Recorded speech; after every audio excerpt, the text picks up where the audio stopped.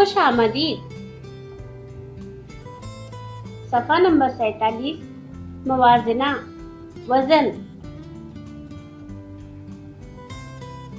भारी, हल्का। भारी, हल्का। हल्का यानी कम वजन का।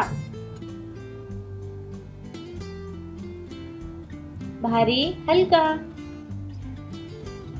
भारी, हल्का।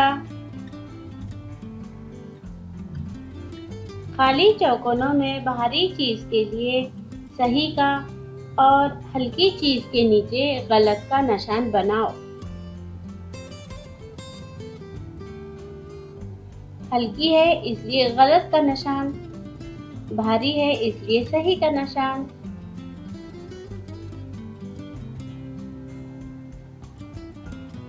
हल्की है इसलिए गलत, भारी है इसलिए सही।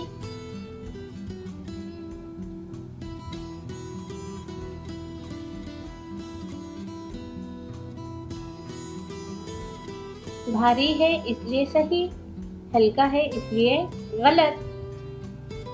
खत्म शुद।